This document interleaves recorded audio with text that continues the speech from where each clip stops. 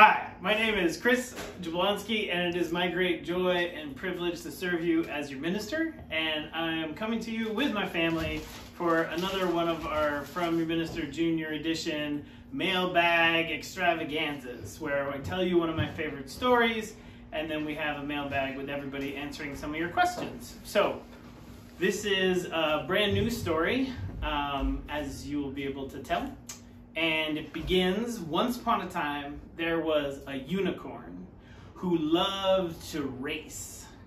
And she wasn't the fastest unicorn in the herd, but she certainly wasn't the slowest.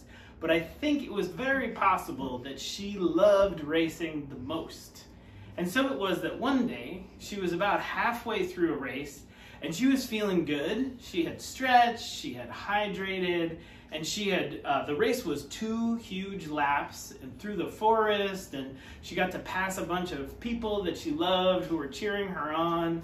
But something very strange happened in the middle of the race. Kind of out of nowhere, she heard the sound of a small engine, and then she saw this tiny little car pull up next to her. A little purple pig pulled up in a red sports car that was just about the right size for the purple pig. And he reached out with a hand and he handed her a little scroll. And she was confused because this had never happened to her in a race before. And as soon as she took the scroll, the pig disappeared. And she opened it and it said, "This is just to inform you that your race is now twice as long as you thought it was." And she was confused, but she figured that she could do it. And the purple pig in the sports car looked pretty official. So she assumed that it was for real, and so she kept running, and pretty soon she passed her father, who was there on the side of the racetrack cheering her on, and she took a moment and she told him about the purple pig and what had happened. And he said, "Well, that just means you have 3 more laps to go. You can do it. You can do it. You're ready for this." And she thought, "Yeah, I'm ready for this." And so she did. She found a whole nother gear and she made it all the way around. And then she was stopping again at passing her father when all of a sudden another strange thing happened. Quite all of a sudden, almost as if they had closed their eyes and then opened them. They weren't on a racetrack anymore at all. They closed their eyes and they opened them, and they were on an island. On a small island, not a whole lot bigger than this room, out in the middle of the water. And they said, "What is going on?" And then they heard the thwapping of little wings. And they looked up and they saw the rather erratic flight pattern of a bat who was flying towards them and also had a little scroll, and dropped the scroll into the unicorn's hooves and disappeared. And this scroll said, "Congratulations, we're here to inform you that now the race is again twice as long. And it's no longer a running race, it's now a boat race." And she looked at her father and she said, "A boat race?"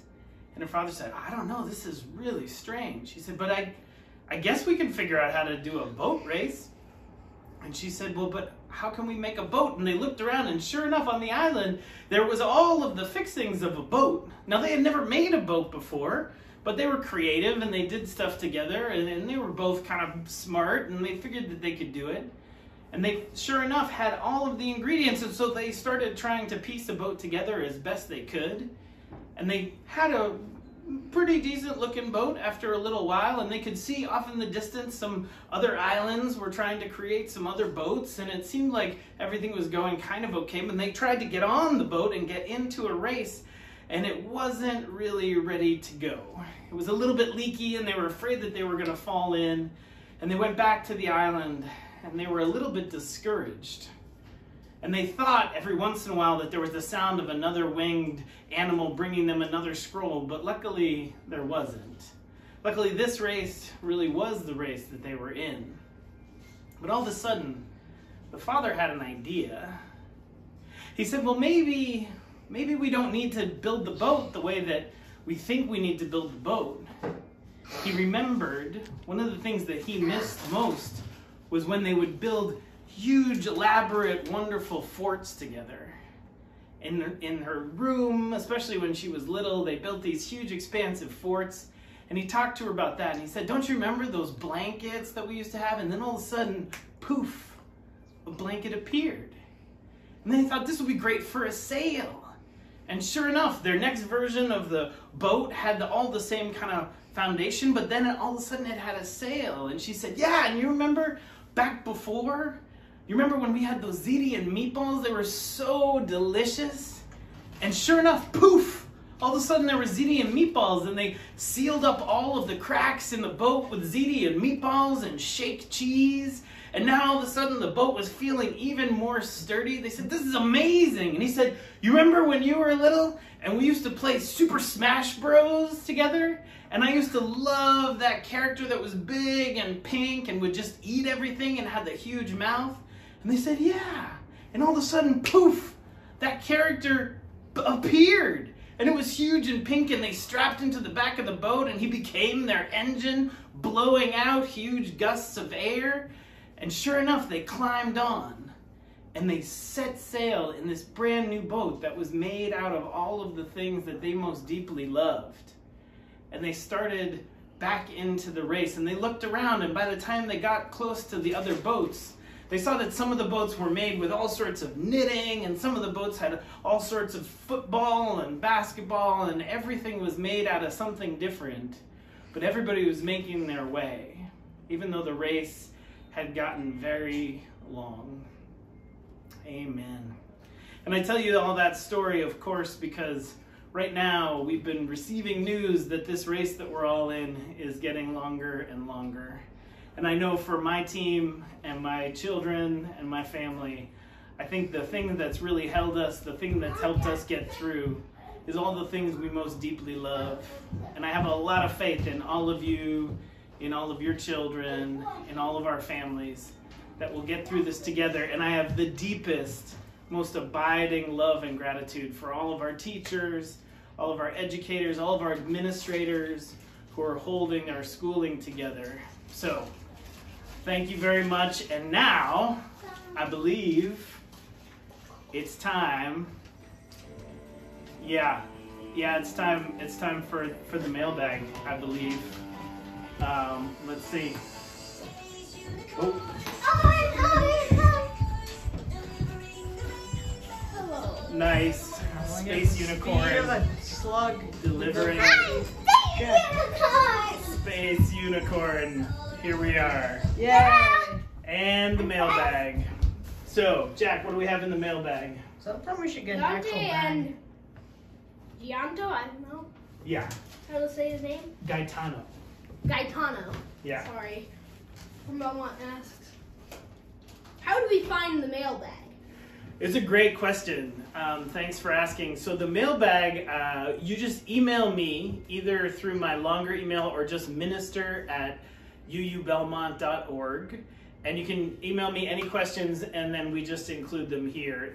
This family looked on the website, and it was hard to find. So do please just email me, and then that'll get in here. And we'll put something up on the website about it.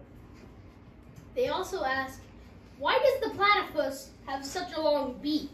That was a great question, and actually we learned this a little while ago from the Wild Kratts, a show that my kids really like. But one of the reasons for the platypus's beak being what it is they can sense where food is. They kind of move around on the floor of the water, on the right above the surface, right above the ground, and they can feel ground. They feel little shrimps, especially they like to eat shrimps. So there's a lot of little sensory apparati in their beak, which is partly why they have the beak.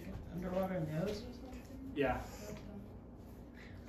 They also ask, and this is just their third question, why do caterpillars turn into butterflies at all? This was super fascinating. So why do caterpillars turn into butterflies? And everybody will be really quick to remind us that not all caterpillars turn into butterflies, but the ones that do turn into butterflies largely so they can reproduce. So they lay eggs as butterflies.